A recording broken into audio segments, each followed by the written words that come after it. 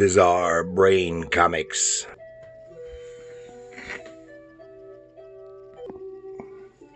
Hello, my comic book friends, and welcome to Bizarre Brain Comics.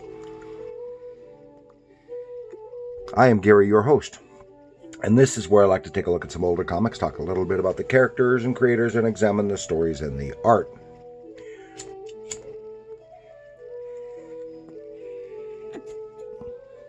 This time, I'm going to take a little look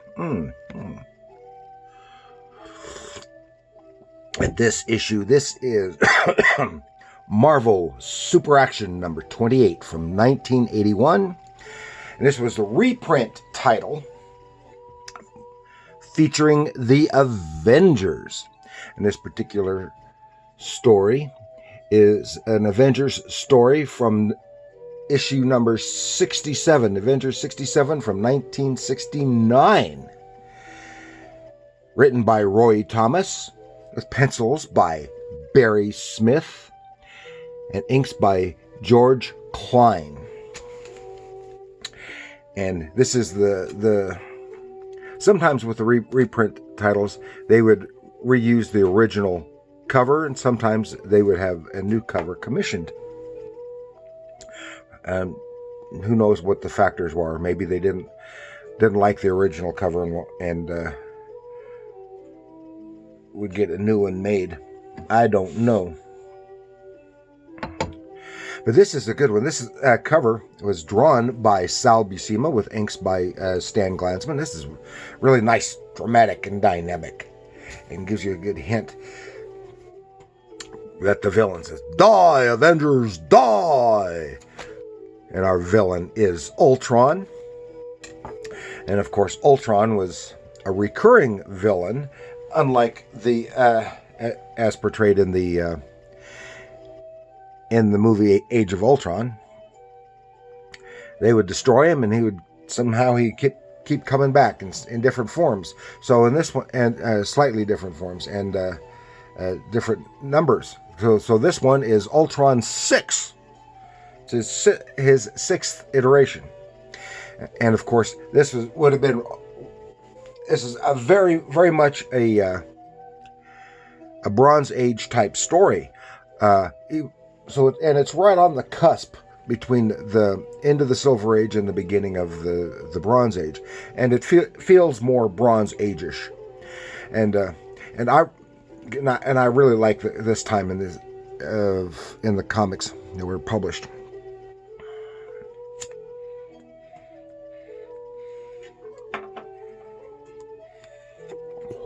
Still a little on the silly side sometimes, quite often in fact, but not necessarily as much as from the earlier years, in the 60s. So, and the artwork. Okay, that's right. And this teams up Roy Thomas and Barry Windsor Smith. And this would have been shortly prior to their working together on Conan the Barbarian. And of course, Barry Smith is the artist that created the comic version of visually the comic version of Conan the Barbarian prior to being overwhelmed with a few years later by John Buscema's magnificent work on the title. And in this period, especially like on the Avengers, Barry Smith's artwork was very, very much influenced, and I think that part of that was intentionally very much influenced by the work of Jack Kirby, and it is very Kirby-esque in here. Even his earliest stories on Conan the Barbarian was very Kirby-esque, but his own style was starting to peek through, and in a relatively short time, Barry in Conan the Barbarian, Barry Smith's style emerged and matured and developed away from the Kirby style. But earlier on, it was very Kirby-ish. And I don't know how much of that was because of the demands of the publishers and how much was his own work. So we'll take a little look here. Splash page, boom, we stand at Armageddon. And of course, at first glance, it looks very, very Kirby-ish. All through it. And, of course, big explosion. People outside the Avengers Mansion. Big explosion. Cop on the radio reporting it. And that's a very Kirby-ish woman right there. Then we're inside and we see what's going on. It's Ultron 6. We got Goliath, who had up until shortly before this had been Hawkeye, and then a few stories later he's back to Hawkeye. But at this time, Hank Pym is Yellow Jacket, along with the Wasp. And here we have Ultron. What happened? He suddenly appeared and wreaking havoc in Avengers Mansion. And this time he's got a completely adamantium body, which it turns out that this is largely due to the Vision, and the Vision stole the adamantium from S.H.I.E.L.D., so they're not happy. And very, you see all this very Kirby-esque, the dynamism, and the storytelling, and everything. It just looks it's very enjoyable. And then we join the Vision in another part of the mansion, and he is restraining himself from going to aid the Avengers because he realizes that he has been manipulated by Ultron, who was his creator, had secretly put in some programming into him to preserve Ultron. He took his disembodied head and attached him to a computer and got the adamantium. Here, and it's great. So some of this also really reminds me of Steranko as well. But of course, Steranko, especially early on, has very strong Kirby influence. Fight, battling. Wasp and Iron Man come into the battle, and Iron Man's armor is already damaged, so he's handicapped. Boom. And Wasp doesn't do much at this stage. Well, there's not much she can do against Ultron. There's not much any of them can do against Ultron. But they fight and attack, and Ultron really wants to get Hank Pym, Yellow Jacket, who is his creator, knowing that he might be the one able to figure out how to defeat him. So they fight, smash, crash out of the building, and Yellow Jacket falls off of Ultron's body, which he was clinging to, and is saved by Goliath, who catches him, gets big and catches him while the Vision has taken off, because he anticipates where Ultron will be going, and he goes.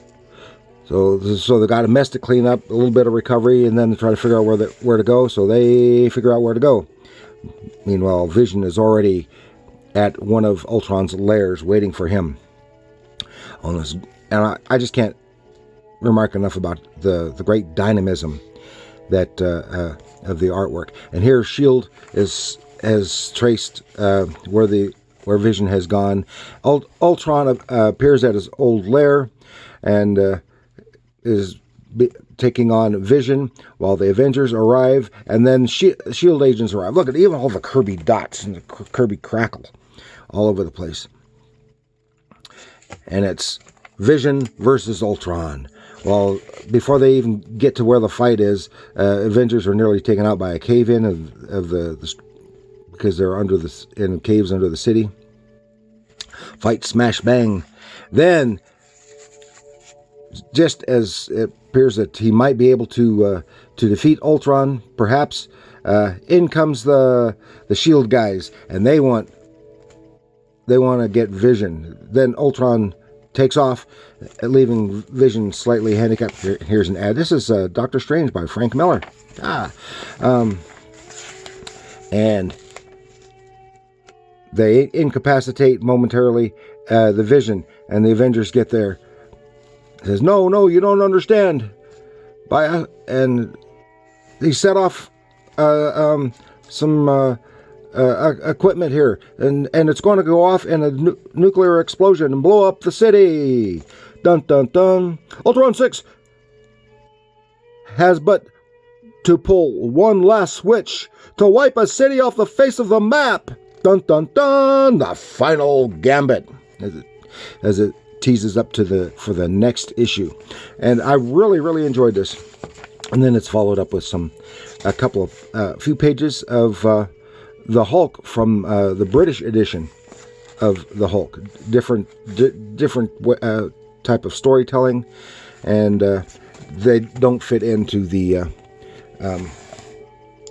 American continuity. So that is a lot of fun. I really enjoyed reading that. I love the early Barry Smith art, and of course it's a story well told, conceived by Roy Thomas, who is a longtime major comics writer for primarily Marvel, but other publishers as well. So that's what I've got for you this time, and I hope you enjoyed that. So do please like, share, and subscribe. You got other friends who like the Silver/Bronze Age comics? Share this with them for a view at some of the earlier Thomas and Barry Smith work. And do leave a comment. Let me know what you think of this story, this art, or the Avengers in general, especially from this time period. Let me know in the comments below. And remember, comics are art.